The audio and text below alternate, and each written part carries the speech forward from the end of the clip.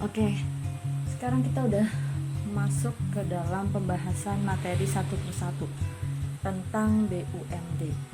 Nah, tujuan dari adanya kita belajar mengenai BUMD ini yang pertama adalah siswa itu nanti bisa menjelaskan konsep dasar BUMD.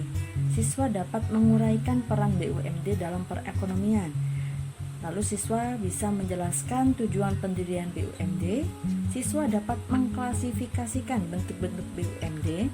Siswa dapat menjelaskan jenis-jenis usaha BUMD dan juga siswa dapat mengidentifikasi kelebihan dan kekurangan dari BUMD.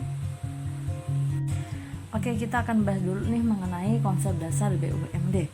Perlu kita pahami bahwa BUMD ini merupakan badan usaha yang memiliki modal. Modalnya itu entah sebagian atau seluruhnya berasal dari pemerintah daerah, yang tentunya modal ini sudah dipisahkan dari kekayaan daerah. Pelaksanaan dari kegiatan BUMD ini sesuai dengan otonomi daerah masing-masing, karena ini juga menyesuaikan dengan potensi yang ada di daerah tersebut. Nah, untuk selanjutnya kita akan bahas nih mengenai latar belakang pendirian BUMD. Nah, di sini ada 3 alasan ya. Ada alasan strategis, politis, dan juga ekonomi. Kita bahas dulu yang mengenai alasan strategis. Alasan strategis pendirian dari BUMD ini untuk memberikan pelayanan kepada masyarakat. Nah, ini pelayanannya itu berbentuk kebutuhan akan barang dan juga jasa, sehingga masyarakat itu bisa terpenuhi kebutuhannya yang secara tidak langsung nanti taraf hidup masyarakat atau kesejahteraan masyarakat juga akan meningkat. Lalu alasan yang kedua adalah alasan politis. Kita berbicara mengenai politis, otomatis itu juga kita akan berbicara mengenai dukungan politik. Lalu apa kaitannya dengan BUMD? Jadi di sini latar belakang untuk alasan politis dalam pendirian BUMD itu untuk mempertahankan potensi daerah yang tentunya bisa memberikan dukungan politik untuk keberlangsungan BUMD itu sendiri. Lalu alasan yang ketiga adalah alasan ekonomi. Berbincang mengenai ekonomi, kita pasti membicarakan mengenai pendapatan, untung, laba, dan lain sebagainya. Untuk latar belakang pendirian BUMD yang dilihat atau dipandang dari segi ekonomi, itu nanti BUMD ini diharapkan dapat menyumbang pendapatan untuk mendukung adanya APBD. Selanjutnya kita akan bahas mengenai tujuan BUMD. Yang pertama adalah membantu kelancaran pembangunan dan pertumbuhan ekonomi daerah. Di sini BUMD itu kan memberikan kelancaran seperti kelancaran modal, kelancaran kredit, kelancaran pembangunan usaha yang secara tidak langsung itu akan membantu pertumbuhan ekonomi masyarakat, karena masyarakat itu bisa bekerja, bisa memperoleh pendapatan yang nanti pendapatan itu akan dialokasikan untuk memenuhi kebutuhan. Ketika masyarakat itu bisa memenuhi kebutuhannya, berarti masyarakat itu dianggap sudah sejahtera karena dia bisa memenuhi kebutuhan akan barang dan jasa. Yang kedua, mengembangkan dan membangun perekonomian daerah dengan menyediakan usaha di berbagai bidang dan juga membuka lapangan pekerjaan. Dan ini itu tentunya akan mengurangi pengangguran yang ada di daerah tersebut, karena BUMD juga memberikan kesempatan kerja bagi masyarakat.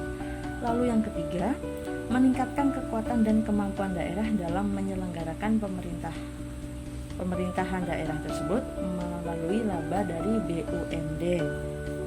Lalu yang keempat, mengembangkan pembangunan lahan dan juga perumahan. Yang ini nantinya juga akan berguna untuk masyarakat itu sendiri, atau tujuannya juga untuk masyarakat itu sendiri. Jadi kayak dari masyarakat, oleh masyarakat, dan juga untuk masyarakat, karena semua ini ditujukan untuk kebaikan masyarakat agar masyarakat itu bisa sejahtera, mudah memiliki akses untuk kemana-kemana, mudah untuk berbagi informasi, mencari kebutuhan, dan sebagainya.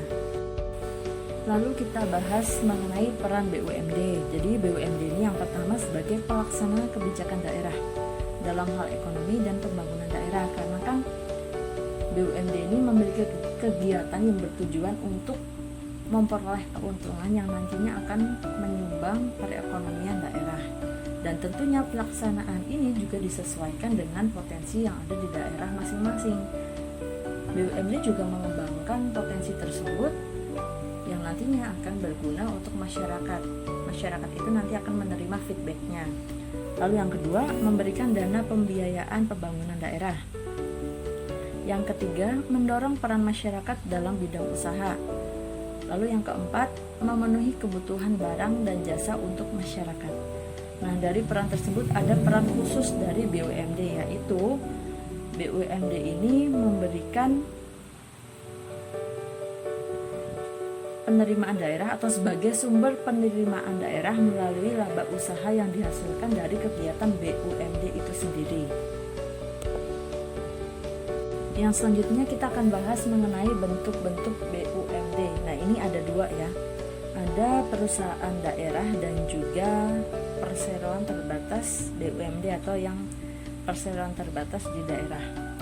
Untuk pengertian atau konsep dasar dari masing-masing bentuk BUMD ini, yang pertama adalah perusahaan daerah itu merupakan bagian dari BUMD yang modalnya itu berasal dari kekayaan daerah. Jadi keseluruhan modalnya itu berasal dari daerah. Lalu untuk perseroan terbatas yang ada di daerah, itu konsepnya adalah 51% modal yang ada di perseroan tersebut berasal dari kekayaan daerah yang dipisahkan, yang secara tidak langsung berarti modal dari perseroan terbatas di daerah atau PT BUMD ini berasal dari pemerintah daerah dan juga swasta. Oke, kita akan bahas mengenai jenis usaha BUMD. Yang pertama ada Bank Pembangunan Daerah atau BPD. Contohnya itu kayak Bank Jateng, BPD DIY, terus ada BPD Bali Dwi Pajaya, ada BPD Bali, terus ada Bank Sulsel, Bank DKI, Bank Jabar Banten, Bank Nagari, Bank Jamri, dan lain sebagainya. Kalian bisa searching di internet ya. Terus yang kedua ada perusahaan daerah air minum atau PDAM. Nah, contoh dari PDAM ini kayak misalnya PDAM Tirta Betuah, ini ada di Kabupaten Banyuasin. Lalu ada PDAM Tirta Nadi. Lalu untuk yang di Purworejo sendiri itu juga ada. Ini namanya PDAM Tirta Perwitasari. Kalian juga bisa searching di internet sebagai referensi. Itu ada banyak banget contohnya. Lalu ada yang ketiga, perusahaan daerah angkutan kota atau bus kota. Contohnya kayak Trans Jogja, Trans Jateng, Trans Jakarta. Nanti kalian bisa cari sendiri contoh-contoh yang lainnya ya, biar lebih paham dan juga lebih mengetahui contoh nyatanya itu kayak gimana. Jadi kalau misalnya kalian ke suatu daerah, kalian lihat itu, oh itu namanya bus kota yang masuk ke dalam BUMD gitu. Itu bisa sebagai pengalaman kalian sendiri. Lalu yang keempat ada perusahaan daerah angkutan antar kota. Contohnya kayak bus AKDP, AKAP gitu contohnya. Terus ada perusahaan daerah rumah potong hewan atau PDRPH. Contohnya kayak RPH Surya. Terus di Jawa Timur juga ada, tapi saya agak lupa namanya apa. Terus di daerah Jawa Barat juga ada, itu banyak. Kalian bisa cari sendiri di internet sebagai tambahan informasi.